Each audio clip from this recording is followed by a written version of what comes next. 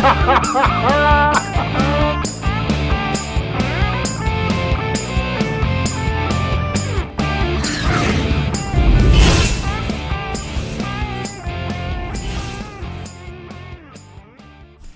whoever you are, wherever you are, whatever you're doing and whoever you're doing it to, it's Bushka on Blitz, and I'm going to have a talk today about a couple of really key things. These are key areas on the maps where you should be really focusing, positions where you can do a lot of damage, hold tanks, and really dominate a map from, or at least fight fantastic rearguard actions where you can carry the day.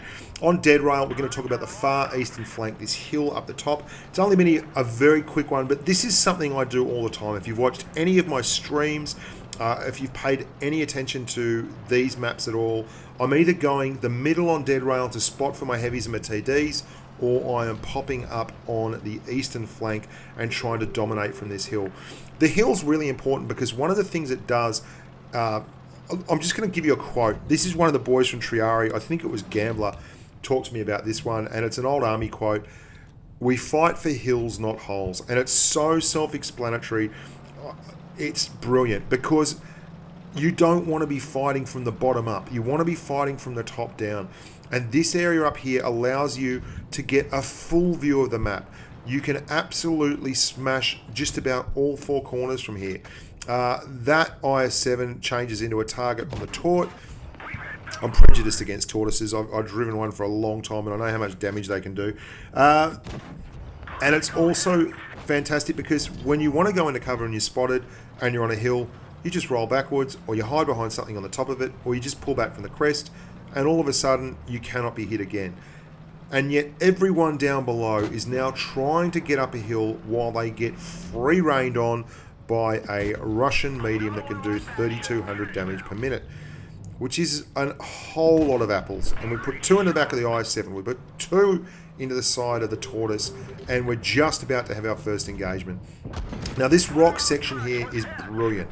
The top of this hill, if you're in a medium tank or anything with a little bit of mobility, it allows you to isolate tanks all the time. And you can see we're going to catch one on the tracks from this mouse because we're angled correctly. We cop one from the IS-8, but that's the first bit of damage we've taken, and that's our 7th shot, maybe 6th or 7th shot that's caused damage. We're going to move around, again using the rock. I'm going to take one from the mouse, but I'm at a massive angle here. The IS-8 cannot possibly pen me, and we're going to get him from the back. These are all possible because they had to climb up the hill to get here. We got to put shots in. We got to hit. The mouse is going to get hit from the side again. It's all over now. We spotted them up. We smashed them from the side. It's an excellent area. If you don't have the horses to hold the middle, if you don't have the TDs and they've got a bunch of TDs, hit the hills and dominate it. Now this is Falls Creek. You obviously all know this is not one of my favourite maps because you get what happens here, which is straight away from the kickoff we get an E50 and an E100 heading left. Now the E100 is the infamous IMO, who I've had a few run-ins with in the past, and he plays extremely poorly at times, but at other times seems to take an interest. I don't know what he does. I think he was a half AFK human for most of his life. But they're going to the bridge. That means that I'm not pushing up. Now you might say that sounds a little bit soft, but here's the thing. This map has a very, very strong position here where Josh and I are.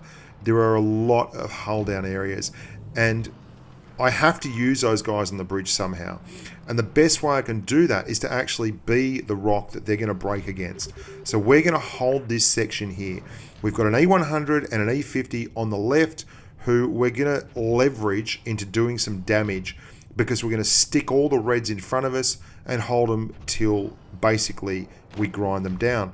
Now that's so what we do here all the time. I've done this with a lot of the Grump guys. You've probably seen in the IS-4 video, the second part of that is where we have a win here where the IS-4 just side scrapes off a couple of bits and we slowly grind down a very good red team with that tactic.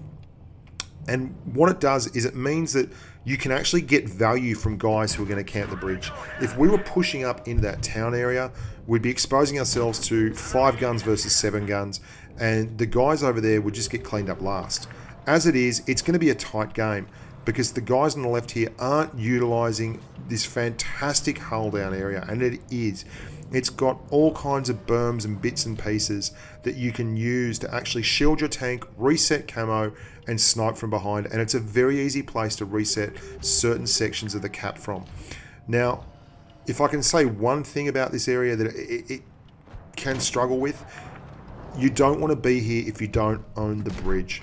The reason is people can push up really easily on your left, and it becomes a very tough thing to actually find a space where you're not going to get hit from the left and the right at the same time.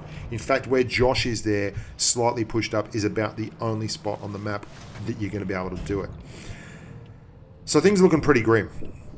We're down 2 tanks, and I've fired a heat shell and it's done absolutely bloody nothing, but we've got another one straight into the T-54, very, very quick, the old Object 140 on the reload. And there's an IS-7 that's pushed up. Now, he's done the right thing, he's pushed up. But you can see if you crest this ridge, and it's one of the reasons this is a position of power. You crest this ridge, you come around that corner, it's very hard not to do it sideways, and it's very hard not to do it without exposing yourself. And Josh and I have now moved from that side of it to this side of it. Because those 2 numpties went the bridge, we own this area still. So we're not going to get hit from the left, and we are still totally capable of hull downing and doing it all over again. The IS-7 crests, the IS-7 gets hit. I also damaged his ammo rack there, which is absolutely key. Accidentally fired off a bit of the heat stuff there, not very good. Wasting the credits deluxe. IS-7 wants to come out, he's going to have to take another hit again. We bounce the T-54, but we're slowly using those 2 guys over there. Now we're just basically holding on until they get in a position to fire. You can see, bounce another one. They've taken someone out on the left. We're still holding, and there's 4 tanks looking at us now. There's an E100 in the cap circle you can't see yet. This Object 140 has moved up. Josh and I are still hull down in this position, still holding. The Reds have been ground under. Look at the hit point pulls. They've gone right down. The IS-7, he's in strife. He's going to push up. He's finally going to come across, and we're going to focus him. I truck him again, and then I'm going to take care of this Object 140 because I'm going to stop him from hitting Josh. You can see there, I go sideways. The E100 pushes up, and our E100 or E50 actually takes care of him, but it's all over, Red Rover. Really strong position. What I would call a position of power, and certainly one that you can see there. If you've got a good platoon mate, or even if you're just 1 versus 2 or 3, you can make them pay for the distance it costs to come over with a whole lot of hit points. I think it's a stronger place to go than moving up to the cap circle when you're heavily outnumbered. People tend to push forward. If you don't put any obstacles in front of them, people will push up, and they'll keep pushing up, and they'll keep pushing up until you stop them. And even though they controlled the cap there, and they all went cap, which is the right thing, we played a very, very long game. It's kind of like mines when enemy mediums, like they have 3 mediums, and they get the hill and you've got 1 medium, so you've got to play a very long game and kind of grind those mediums off the hill and the rest of their team at the same time. And if you're patient, you can do it, and that's what that position's all about. And it's one of my favorite video series at the moment. I want to do a lot more of them because some of those places around the map that I use, and I really use successfully, and which they can make up for a whole lot of fast twitch muscle fiber if you know how to leverage those into easy shots while minimizing incoming fire. You can hold off 4 or 5 tanks like we did there and wait for the cavalry to arrive. So I'm Bushka on Blitz. I hope that was helpful. If you would, please consider sponsoring the channel. There's a Telegram chat which you should download and get a hold of once you're a Patreon. And I just did, we had a thing in there, basically I asked the boys what they wanted, and the girls, I think there's a couple of girls in there, and saying, what do you want? It was an overwhelming response was a Himmelsdorf map overview. So I've just done a really in-depth look at the rail section of Himmelsdorf. And we've got the dead rail map review up there already. So I'm Bushka on Blitz, onwards and upwards humans, and stay safe on the battlefield.